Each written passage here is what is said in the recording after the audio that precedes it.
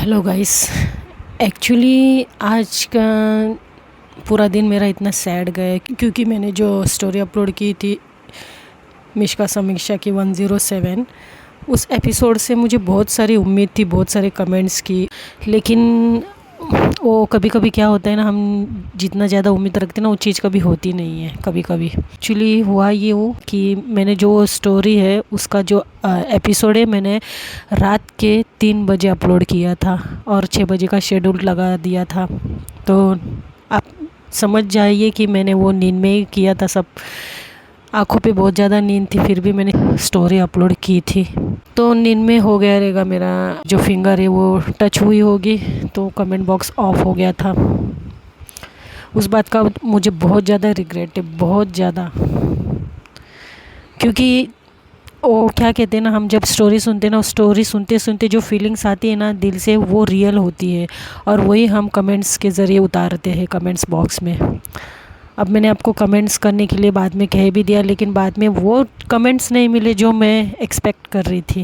क्योंकि ये जो एपिसोड है आप लोग की बहुत ज़्यादा कंप्लेंट थी कि मैं दोनों को अलग कर रही हूँ, ये कर रही हूँ, वो कर रही हूँ। लेकिन उसका जो असली रीज़न क्या था स्टोरी का, वो आज मैंने अपलोड किया था। लेकिन कमेंट बॉक्स ऑफ होने की वजह से मुझे आप लोगों से जो रिस्पांस मिलना चाहिए था वो मिला ही नहीं। और देखिए एग्जैक्टली उसी एपिसोड पे कमेंट बॉक्स ऑफ था। अगर आप लोग कमेंट्स करते हैं ना दोस्तों, तो उसी से हम जो स्टोरी टेलर है हमको मोटिवेशन मिलती है। स्टोरी टेलर हो या कोई भी यूट्यूबर हो, हमें ना मोटिवेशन मिलती है। लेकिन आज उससे कहीं ज़्यादा मैं आपको दिल से बता दूँ, आज मुझे मोटिवेट के लिए मैं आपको कमेंट नहीं बोल रही थी करने को। आज मुझे ये देखना था कि इस एपिसोड का कितने लोग बेसब्री से इंतज़ार कर रहे थे और उनके दिल में क्या क्या फीलिंग्स थी ये एपिसोड के लिए।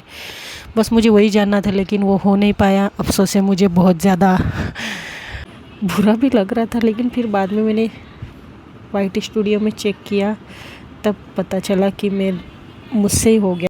तो चलिए, होता है कभी कभी।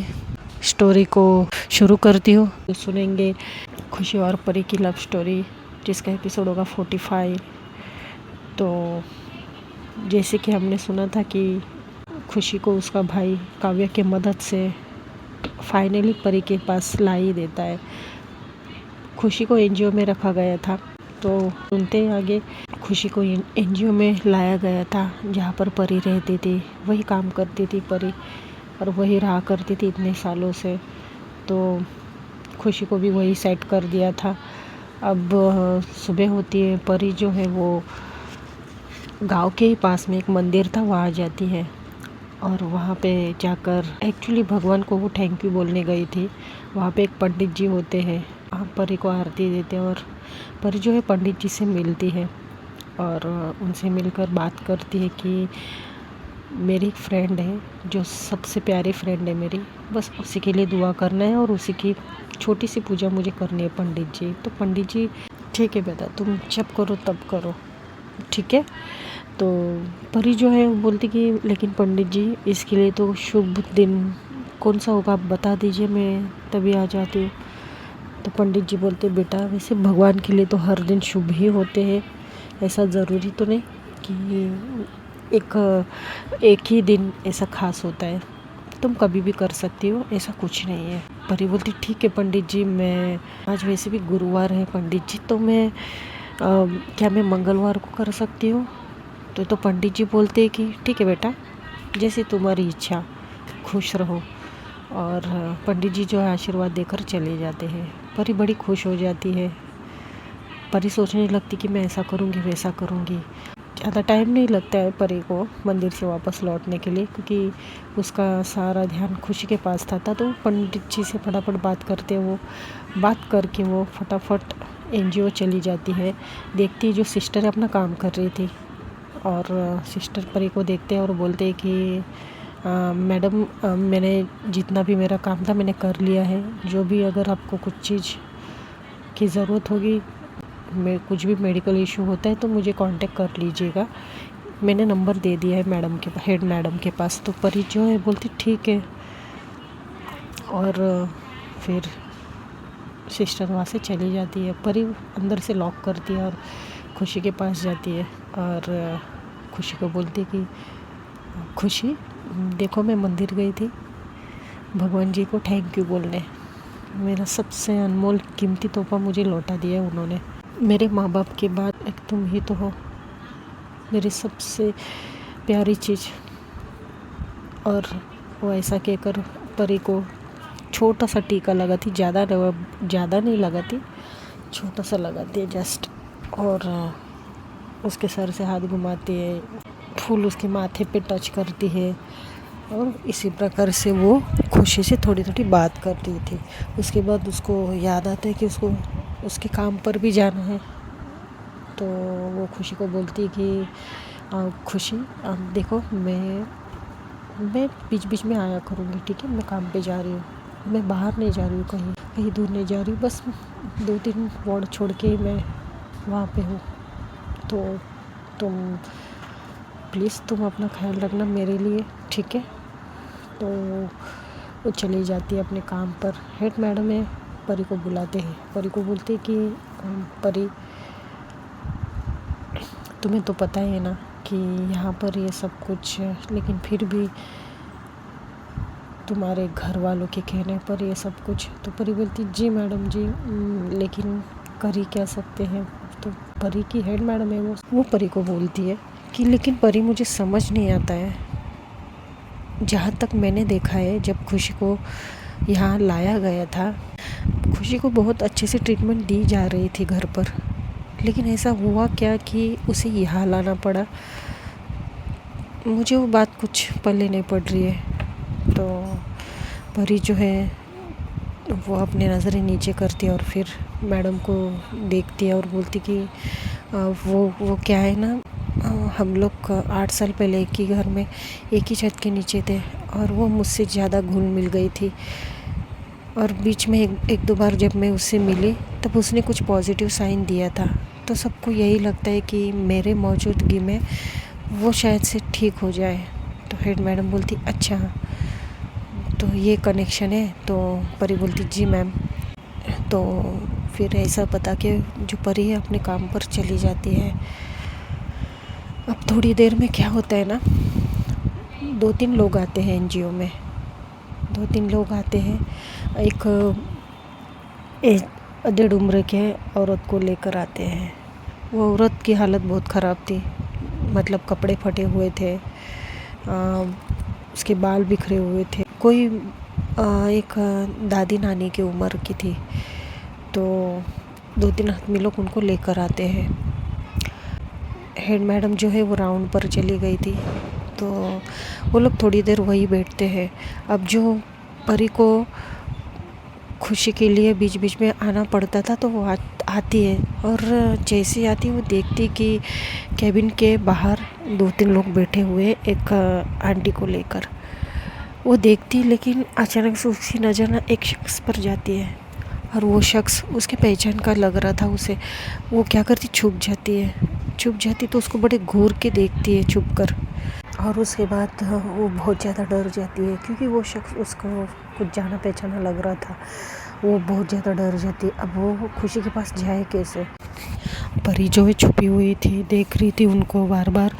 अब एक साइड से, मतलब दूसरे डोर से जो हेड मैडम है वो आ जाते हैं, क्योंकि उन्हें कोई खबर कर देता है कि कोई आदमी आए हैं एक औरत को लेकर। तो हेड मैडम फटाफट वहाँ आ जाती है। अब वो आदमियों का कहना है कि वो जो औरत थी उस औरत का बेटा उसे छोड़कर चला गया था रोड पर, तब से वो औरत वही है, ऐसा उस औरत का कहना है।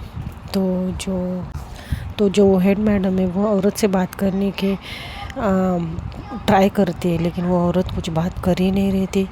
अब वो आदमी लोग बोलते कि अच्छा मैडम, तो हम लोग चलते हैं, आपके हवाले इनको कर दिया है, तो आप देख लीजिएगा। जो हेड मैडम है बोलती ठीक है, लेकिन इनके कोई आपको अगर पता होगा तो वो लोग बोलते नहीं ये हमें रास्ते में मिले, हमें इनके बारे में कुछ भी नहीं पता है।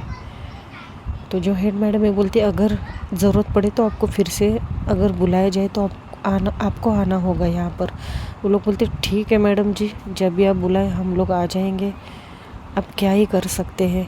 खुद के बेटों को तो इनकी चिंता नहीं है, अब हमें आना पड़े तो हम आ जाएंगे। तो जो मैडम है बोलती ठीक है शुक्रिया, और वो आदमी लोग वहाँ से चले जाते हैं। अब जो परी है ना चेहरा छुपाए वो साइड से निकल जाती है, क्योंकि जो हेड मैडम है वो आंटी के साथ बिजी हो जाती है उनसे बात करने के लिए। परी भाग कर अपने रूम में जाती है और फटक से डोर लॉक करती है और लंबी लंबी सांसें भरती है डोर से टच होके, और वो खुशी के पास देखती है। लेकिन जैसे ही खुशी के पास उसका ध्यान जाता है उसकी सारी प्रॉब्लम गायब हो जाती है।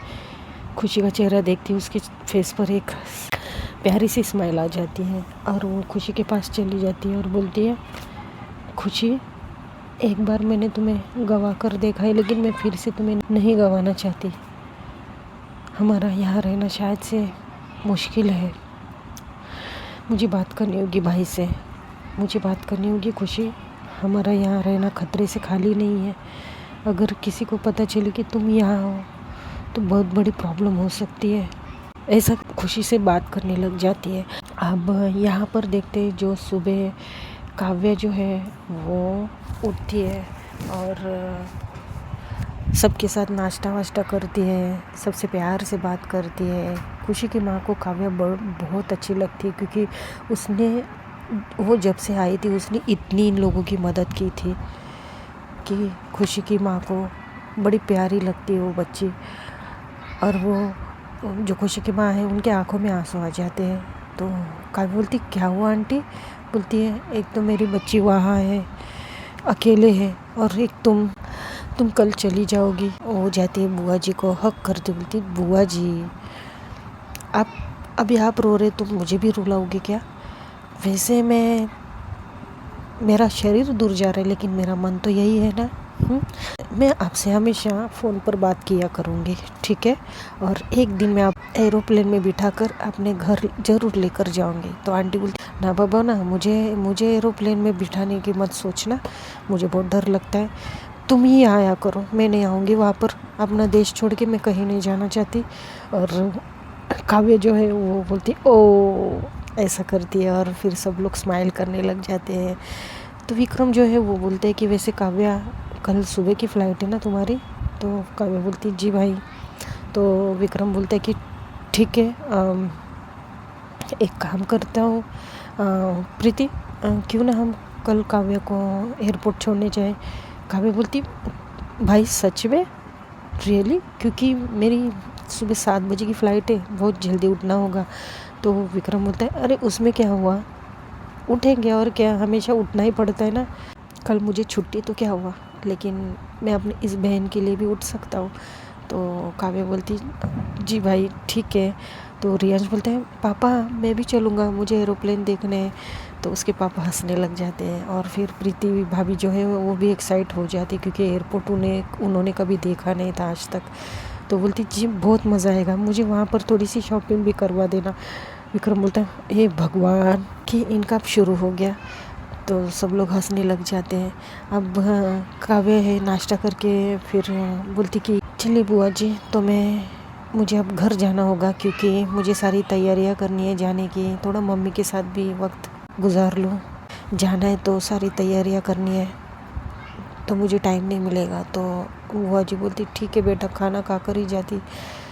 तो काव्या बोलती, बुआ जी मैं आऊँगी ना, किसी दिन आऊँगी और फिर से आप मुझे मोटी कर देना खिला खिला के, ठीक है?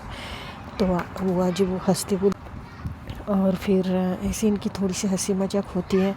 अब काव्या है वहाँ से निकल जाती है अपने घर के लिए।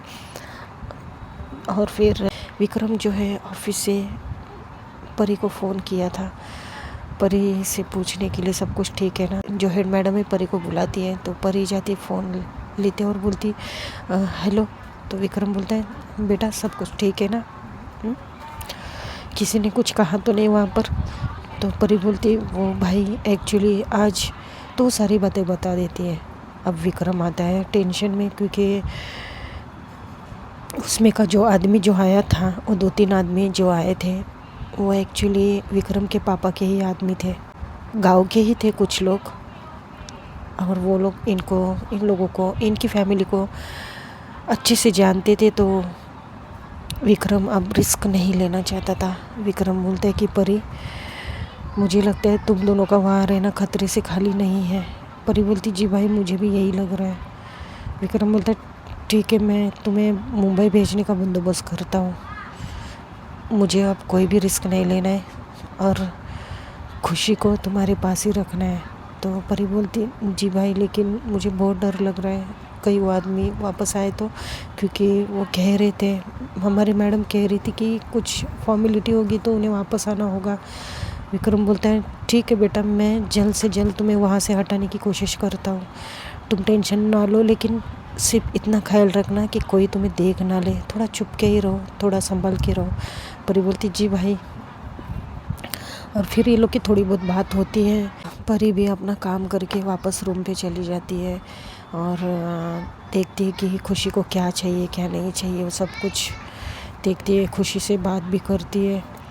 और फिर वो क्या करती है, सॉन्ग्स लगाती है जो वो उन लोग दोनों बचपन में सुनते थे। जैसे मार्केट जाते थे लोग, हमेशा वहाँ पे जो भी सॉन्ग्स बजते थे, परी ना ऐसी चीज़ें करने अब लग गई थी कि मतलब क्या है ना, खुशी हरकत नहीं कर सकती थी, लेकिन उसको सुनाई सब कुछ दे रहा था।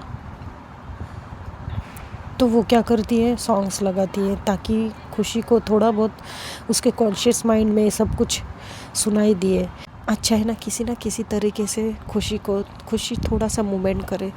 तो परी वैसे ही करती है, वो सॉन्ग्स लगाती है। उसके रूम में एक छोटा सा टेप रिकॉर्ड था, तो वो सॉन्ग्स लगाती है। खुशी के पास जाती है, खुशी को बोलती है तुम्हें पता है खुशी, ये टेप रिकॉर्ड ही मेरा साथी था आज तक, क्योंकि ना मेरे पास मोबाइल है ना टीवी है घर में, तो ये टेप रिकॉर्डर था।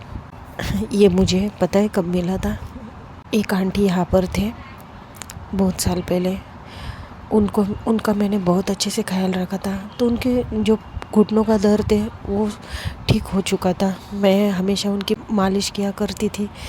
तो उनके जो बेटा है वो आया था और मुझे ये टेप रिकॉर्डर गिफ्ट दे के चला गया। तो तब से ये टेप रिकॉर्डर मेरे साथ है और मेरे टाइम पास का ज़रिया भी है। और पता है तुम्हें, मैं इस पर यही सॉन्ग सुनती थी जिस सॉन्ग को हम लोग हमेशा सुना करते थे, और फिर तुम्हारी मुझे कभी महसूस नहीं होती थी, बस आंखें बंद करती थी और इन गानों को सुनकर तुम्हें महसूस किया करती थी। और आज का दिन देखो, आज ये गाने भी हैं और उन गानों के साथ साथ सिर्फ तुम्हारा एहसास नहीं, तुम खुद हो मेरे पास। तो इससे बड़ी खुशी की बात मेरे लिए कुछ भी नहीं है। और फिर वो सॉन्ग सुनती है, बड़ी वो इंजॉय कर रही थी सॉन्ग्स को खुशी के साथ, खुशी से बात भी कर रही थी। देखो ये मार्केट में हम लोग सुना करते थे ना, घूमने जाते या कुछ, और फिर ऐसे ही बात करते करते वो डिनर के लिए भी चली जाती है, डिनर करके आती है मेस में जाके। तब तक वो खुशी को थोड़ी देर के लिए उसको छोड़ के जाना पड़ता था, डिनर के लिए हो या कुछ भी, क्योंकि रूम पे खाने को इनको परमिशन नहीं थी। उसी बीच जो सिस्टर है, सिस्टर का भी कॉल आता है कुछ किसी चीज़ों की या कोई मेडिकल ट्रीटमेंट की ज़रूरत हो तो परी मना कर दी थी, सब कुछ ठीक है। तो सिस्टर बोलती ठीक है, मैं कल सुबह आकर चेक करूँगी फिर से। तो परी बोलती जी सिस्टर ठीक है। और फिर ऐसा करते करते वो रात बीत जाती है। अब सुबह के कुछ 5 बजते हैं। सुबह काव्या का फ़ोन बजता है। काव्या उठी थी, अपनी तैयार हो रही थी क्योंकि उसको एयरपोर्ट जाना था, आज उसकी फ़्लाइट थी। तो फ़ोन उठाती देखती तो विक्रम का फ़ोन था। विक्रम बोलता है बेटा उठी क्या नहीं? काव्या बोलती भाई आप इतनी जल्दी? विक्रम बोलता है हाँ, तो तुम्हें छोड़ने आने वाला हूँ ना। तो काव्या बोलती ओके भाई, वैसे भी मेरी फ़्लाइट 7 बजे, तो मुझे बहुत जल्दी जाना होगा क्योंकि 1-1.5 घंटे पहले चेकिंग होता है सब कुछ, तो वो सारी फॉर्मेलिटी के लिए मुझे सबसे पहले जाना होगा। तो आप लोग क्यों इतने जल्दी आने की ज़रूरत नहीं है, आप 6 बजे या 6:15 बजे भी आएंगे तो भी चलेगा, मुझे अभी निकलना होगा भाई। तो विक्रम बोलता है ठीक है, वैसे भी मैं अभी जस्ट उठा हूँ, प्रीति को भी उठा देता हूँ और रियांश को भी तैयार कर देता हूँ, तब तक 6 बजे जाएंगे। तो बोलती है काव्या ठीक है। और विक्रम कहता कि तुम्हारे लिए कुछ लेकर आना है काव्या? काव्या बोलती नहीं भाई कुछ मत लाइए, इतनी सुबह सुबह आप क्या लेकर आओगे? मैं नहीं, कुछ नहीं लेकर आई, वैसे भी कल बुआ जी ने मुझे दे ही दिया था। तो विक्रम बोलता है हाँ, मैं वही सोचूं कि माँ ने ये सारी चीज़ें कैसे की नहीं, और देखो माँ ने ऑलरेडी ये सारी चीज़ें की। तो काव्या बोलती जी भाई वो माँ है ना, और हमारी इंडियन मॉम्स तो आपको पता ही है, ऐसा हमारे अब्रॉड में नहीं होता है। तो विक्रम बोलते हैं बेटा ये कंट्री, ये हमारा भारत देश है, यहाँ ऐसी बातें होती हैं, हमारे माँ बाप ऐसे ही होते हैं।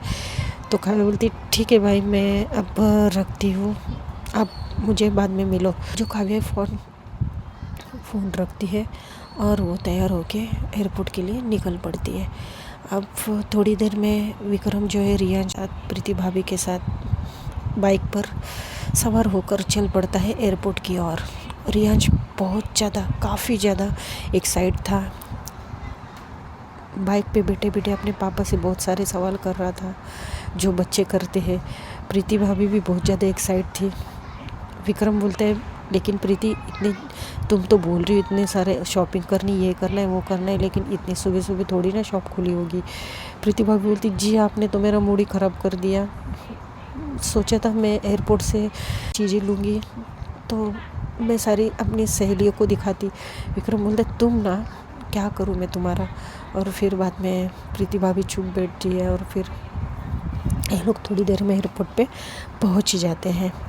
अब जो काव्या जो है वो डिपार्चर में बैठी थी तो विक्रम फ़ोन करता है कि कहाँ है, तो काव्या उन्हें डिपार्चर में बुलाती है और ये लोग डिपार्चर पहुँच जाते हैं। उसके बाद पहुँचने के बाद रियांश सीधा जाकर काव्या को गले लगाता है, बोलता है बुआ। फिर काव्या देखती तो बोलती है अरे बेटा रियांश, और फिर उसको उठा के लेती है और इसके चिक्स पर छोटू से किस करती है और फिर बोलती कि चलो आपको एरोप्लेन दिखा दूँ। तो ये लोग अब क्योंकि फ़्लाइट में टाइम था कुछ, ये लोग 6:15 बजे पहुँचे थे तो थोड़ा टाइम था, तो काव्या रियांश को और प्रीति भाभी को एयरपोर्ट घुमा रही थी तब तक। तो वहाँ एयरपोर्ट पे सिर्फ पैसेंजर ही थे, लेकिन सारे शॉप बंद थे, तो प्रीति भाभी का जो मूड है ख़राब हो गया था। तो काव्या बोलती कि क्या हुआ भाभी, आप तो बड़े एक्साइट थे, अब क्या हुआ। तो प्रीति बोलती है कि क्या यार काव्या, मैंने सोचा था मैं शॉपिंग करूँगी, लेकिन देखो एक भी शॉप खुली नहीं है। तो काव्या जो है बोलती है अरे भाभी शॉप तो 10 बजे खुलेगी, वैसे आपको चाहिए क्या था। तो प्रीति भाभी बोलती है मुझे तो विक्रम बोलता है शट अप प्रीति, काव्या उसे कुछ नहीं चाहिए था, वैसे भी सारी चीज़ें यहाँ मिल जाती है, तो तुम वहाँ से कुछ लाने की कोशिश मत करना। काव्या बोलती है देखिए भाई मेरी एक ही भाभी है, मैं उनके लिए लेकर आऊँगी नेक्स्ट टाइम जब भी आऊँगी तब। वैसे भाभी आप बाद में मुझे बता देना, मैं जब कॉल करूँगी तब, ठीक है। प्रीति बोलती ठीक है, मेरी ननद सबसे बेस्ट है। काव्या जो है विक्रम को आंखों से इशारा करती कि देखा। तो विक्रम हंसता है और फिर रियांश बहुत ज़्यादा खुश हो जाता है एरोप्लेन को देखते हुए। अब काव्या के फ़्लाइट का टाइमिंग हो जाता है, अनाउंसमेंट हो जाती है। तो काव्या बोलती कि चलिए भाई तो मैं चलती हूँ। काव्या जो है विक्रम को हक करती है, प्रीति भाभी को हक करती है और विक्रम के पैर भी वो छूती है, आशीर्वाद लेती है। विक्रम बोलता है अरे पैर क्यों छू रही हो। तो काव्या बोलती भाई मैं आपसे बहुत छोटी हूँ, तो आपका आशीर्वाद लेना तो बनता है। वैसे मैंने मम्मी के भी पैर छुए, अभी आप बड़े हो तो आपके भी छू रही हो और भाभी के भी, तो ये दोनों आशीर्वाद देते हैं। तो प्रीति बोलती काव्या भूलना मत। तो काव्या बोलती नहीं भाभी नहीं भूलूंगी, आप मुझे एक बार याद ज़रूर दिला देना, ठीक है। अब वहाँ पे जो काव्या पलटती है अपनी फ़्लाइट की ओर जाने के लिए, विक्रम की आंखों में आंसू आ जाते हैं, वो थोड़ा सैड हो जाता है, क्योंकि इन दिनों उसकी इतनी मदद की थी कि विक्रम को बहुत बुरा लग रहा था, वो जा रही थी। प्रीति भाभी देखती, प्रीति भाभी बोलती सच में क्या लड़की है नहीं है, बहुत अच्छी लड़की है। और प्रीति भाभी को भी थोड़ा बुरा लगता है। रियांश तो ज़ोर ज़ोर से रोने लग जाता है। एक काव्या उसे पलट कर देखती है और फिर से वापस आती है, उसे हक करती है। अब विक्रम बोलता है कि देखो काव्या तुम चली जाओ वरना तुम्हारी फ़्लाइट निकल जाएगी। तो काव्या बोलती ठीक है भाई बाय, सबको बाय करती है और काव्या फाइनली वहाँ से निकल जाती है। अब थोड़ी देर में उसकी फ़्लाइट टेक ओवर कर लेती है और जो रियांश विक्रम है वो बाहर आ जाता है एयरपोर्ट के, और एक एरोप्लेन गुजर रहा था। तो विक्रम बोलता है रियांश देखो बुआ जी गई, बाय करो। तो फ़्लाइट को देख के रियांश बाय करने लग जाता है। अब फिर उसके बाद जो विक्रम है अपने पत्नी को लेकर घर आ जाता है। और ये लोग घर आने के बाद विक्रम की जो माँ है वो जो बुआ जी वो पूछती कि बेटा ठीक से पहुंची काव्या। तो विक्रम बोलते हैं जी माँ। विक्रम थोड़ा सैड हो चुका है तो बुआ जी बोलती है कि बेटा मैं समझ सकती हूँ, बच्ची बड़ी प्यारी है काव्या, एकदम अपने खुशी की जैसी। तो विक्रम बोलते हैं जी माँ। ऐसे जनरेशन में ऐसे दोस्त होते मैंने कभी नहीं देखा था। काव्या जैसी दोस्त पाकर खुशी बहुत ज़्यादा लकी है। हाँ बेटा वो तो है, अपने जैसा रही है काव्या इतने दिन, कभी पराये जैसे महसूस नहीं हुआ उसके साथ। तो विक्रम बोलते हैं जी माँ। और फिर विक्रम बोलता है तो चलो प्रीति मुझे नाश्ता दे दो, फटाफट ऑफिस जाना है। तो जो प्रीति है वो बोलती ऑफिस, आज कौन सा ऑफिस है आपका? वैसे भी आज सैटरडे है ना। विक्रम बोलता है एक्चुअली मेरा एक्स्ट्रा काम है, बॉस ने मेरी मीटिंग फिक्स की है। वो क्या है ना, आज अचानक कुछ क्लाइंट आने वाले हैं और ये बाद में पता चला, तो बॉस ने मुझे कॉल कर दिया तो मुझे जाना होगा थोड़ी देर के लिए। प्रीति भाई बोलती ठीक है जी, लगवा देती हूँ आपका नाश्ता। अब विक्रम का इंटेंशन ये था कि उसे एनजीओ जाना था, क्योंकि परी ने रात को जो उसे बताया था कल कि ऐसे ऐसे आदमी आए थे, तो विक्रम वही तहकीकात करने वो एनजीओ जाना चाहता था। तो सुनते हैं दोस्तों अब नेक्स्ट एपिसोड में। If you like my story, like comment and subscribe. अब आज के लिए इतना ही, तो चलिए बाय।